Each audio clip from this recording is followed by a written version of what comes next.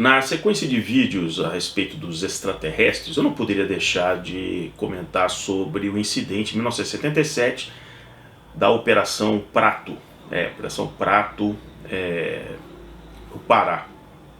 Bom, então, já vou avisando aí, coloquem aí o seu joinha para quem está chegando aí no Humanidade de Ciência. Estou dedicando aí alguns vídeos a pedidos aí de seguidores do canal sobre os extraterrestres, né? Então, espero que goste mais essa apresentação aqui sobre o tema, né? A Operação Prato, de fato, seria ali um estudo bastante profundo dentro desse fenômeno dos objetos voadores não identificados. E agora, por aquilo que nós conhecemos do projeto Livro Azul, que eu já expliquei aqui a partir do primeiro vídeo aí dessa minissérie, existem algumas coisas que o projeto Livro Azul trouxe de uma coisa bastante elucidadora, né? Fenômenos que as pessoas assim não estão familiarizados, ou estão sob forte tensão emocional. Ainda que elas estejam em grupo, existe uma propensão de que aquilo que os olhos estão vendo, não estão compreendendo naquele momento, e sob forte fator emocional, passe para as outras pessoas uma imagem de algo que aquela pessoa que está ali começa a enxergar, vamos dizer, a continuação daquilo que o primeiro que está ali apavorado está tentando passar. Uma ocasião, muitos anos atrás, uma exploração ali no parque de Itatiaia, ali, né, com escoteiros e tal, uma noite bastante escura, eu querendo testar uma lanterna já poderosa, com 3 daquelas pilhas grandes. Nos deparamos assim na mata, né, seguindo uma estrada dentro do parque, e a mata ali bem ao lado, vimos ali todo um ser branco assim, toda uma cor púrpura assim, e nos observando. Era nitidamente um humanoide ali, os braços. Bom, aquilo foi um terror. Minha lanterna ficou caída ali toda a madrugada. Eu voltei na manhã seguinte para recuperar a lanterna. Aquilo ficou realmente foi um fato que dos 3 pessoas que visualizaram aquilo, todos eles juravam que aquilo era um ser.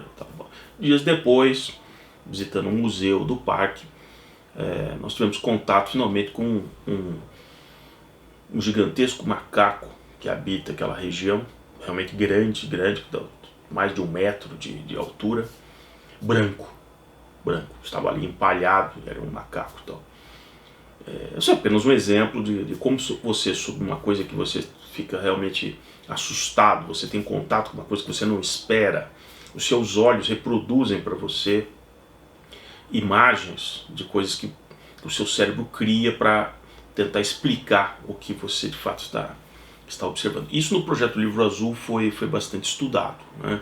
Uma coisa eram os eventos individuais, os eventos em 2 pessoas, 3 pessoas. A partir do momento que você tinha várias pessoas que estavam observando aquilo, a probabilidade de que uma criatividade cerebral e uma neurose ali, na verdade um estado coletivo de meio hipnótico assim, era maior. Então o projeto Livro Azul passou inclusive a dar menos importância para grupos de pessoas que tinham uma visualização do que pessoas individualmente ou em dupla, em pequenos grupos, né? Porque quando você entrevistava 2, 3 pessoas que tinham observado aquilo, você conseguia perceber que algumas pessoas diziam, não, tinha vermelho, não, o outro não, era azul, tinha um olho, não tinha uma perna, 2 pernas e tal. Quando aquilo era uma coisa coletiva, parece que a narrativa ficava de uma maneira realmente conjunta, todo mundo depois dizia e repetia aquilo que o grupo decidiu que era aquela versão do momento, né? Mas aquilo na verdade tinha um processo de contaminação do medo de um passando para o medo do outro. Nesse caso de Colares, uma cidade ali bem ao norte ali do Pará, a coisa tem essa característica. Eu não estou aqui absolutamente ridicularizando ou negando que aquelas pessoas tiveram realmente algum contato com alguma coisa inexplicável naquele momento. Mas há algumas sutilezas naquilo.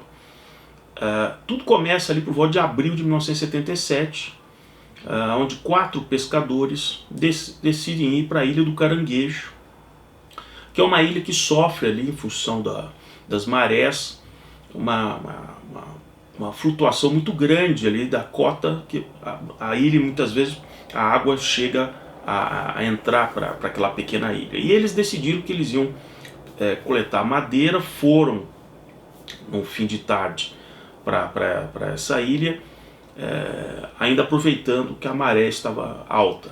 Ao chegar na ilha coletar a madeira, a maré baixou, então eles tinham que esperar a madrugada seguinte, para quando viesse um novo ciclo de maré, o barco agora carregado com a madeira, eles conseguissem voltar. Então eles decidiram pernoitar ali. Por volta de quase 5 horas da manhã, segundo os relatos, eles sentem que estão sendo queimados. Um deles, de fato, já veio ao óbito imediatamente, foi encontrado morto na rede, e os outros 3 com queimaduras, algumas até de 2º grau. Né? Eles retornam, né, vão para o hospital e tal, e aí começa a epopeia da questão que acabou gerando a tal da Operação Prato. Veja, isso é abril de 1977, uma pequena cidade de Colares, ali, bem no norte ali do Pará. Essa informação passou a ser divulgada por vários jornais, emissoras ali da região, e isso que é um ponto interessante, começou a ter todo um medo, né, daquelas comunidades que estavam ali, porque se dizia que aquilo podia ser um ser de um outro planeta e tal. Essas 4 pessoas, na verdade os 3 que sobreviveram, eles não se recordavam do que tinha acontecido de fato. Um deles, basicamente, sob hipnose e tal, tentando resgatar aquilo ali, só dizia que tinham visto uma luz, mas ele disse que imediatamente ele desmaiou. Né? O fato é que, passado outras semanas, em outras cidades, nessa direção do norte do Pará, indo até a divisa com o Maranhão, começaram a aparecer outros relatos de luzes no céu e relatos de como se fossem raios, ou luzes, ou lanternas que vinham do céu e queimavam as pessoas.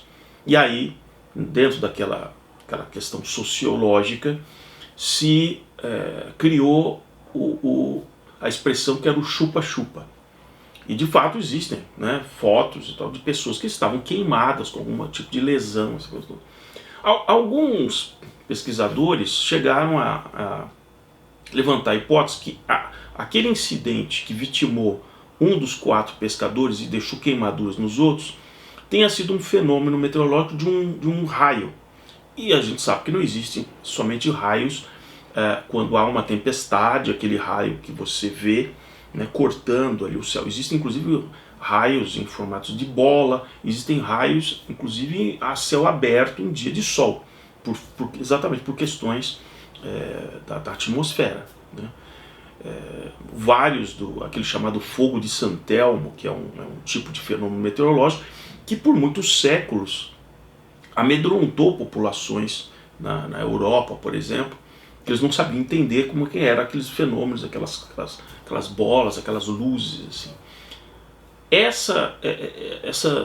Simplesmente esse medo foi passando de vila em vila, de cidade em cidade, e a mídia sempre falando sobre isso, das possibilidades, e se passou a acreditar que existia o chupa-chupa, que era um ser, né, os seres, e até que em outubro de 1977, a Força Aérea decide designar um grupo de 20 pessoas da Força Aérea para fazer uma investigação in loco, levando máquinas fotográficas, medidores e tal. Eles ficam ali num período ali de outubro até meados de novembro. No início, eles só coletam os relatos das pessoas, então vários dos desenhos das coisas vêm da cabeça das pessoas, do mesmo jeito que o projeto Livro Azul dizia que as pessoas que tinham tido, cada uma dizia, não, o formato é esse, parece uma bola, olha aqui tem isso aqui. E começaram a surgir nessa época relatos de seres. Aí é uma questão entra nessa paranoia social. Começou a aparecer relatos de gente dizendo que, olha, eu vi um ser de 1,5 m, assim. Como no interior, para quem sempre convive com o interior, sabe que nós temos no Brasil várias lendas, como a mula sem cabeça, por exemplo. E eu cheguei a conhecer, ainda quando criança, no interior, pessoas que juravam que tinham visto a mula sem cabeça com fogo nas ventas, como se dizia, né? Pois é, a missão termina ali em novembro, tem uma segunda fase no começo de 1978 e aí a aeronáutica encerra aquela missão. De lá para cá, sempre se criou então aquela mitologia a respeito da Operação Prato. A aeronáutica divulgou as fotos que tem várias fotos de luzes e tal. Algumas dessas fotos são fotos maquiadas, como o filho de um daqueles representantes da aeronáutica que estavam ali confessou tempos depois de que ele manipulou na revelação da foto, ampliando o tamanho daquilo. Uma das coisas que acontece muito nesse tipo de eventos é que as pessoas que têm contato com um evento não explicado, elas depois de um tempo passam a ser muitas vezes reféns daquele fato. A menina, que na época era menina lá em Varginha, em entrevistas recentes, ela fala que a vida dela simplesmente mudou radicalmente para pior, porque ela ficou estigmatizada, porque ela foi uma das meninas que declarou que tinha visto aquele ser lá em Varginha, aquela coisa toda. Então você fica dividido entre um grupo que está usando aquela pessoa no sentido de dizer, tá vendo? A pessoa viu, e outras pessoas que simplesmente são descrentes daquilo. Então a pessoa fica numa situação muito desagradável.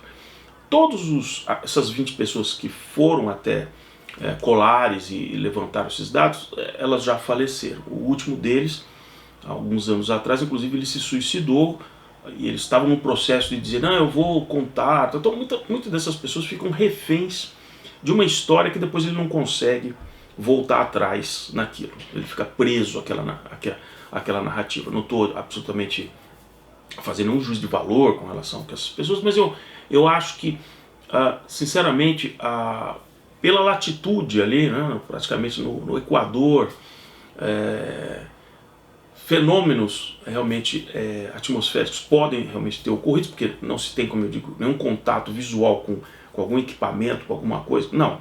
Ou são relatos das pessoas que estavam ali, ou fotos muito difusas, e aí entra naquela mitologia, não, a aeronáutica não entregou todas as fotos, no Arquivo Nacional tem lá só cerca de 300 fotos, mas existem 500, sim, mas isso virou uma certa mitologia, né?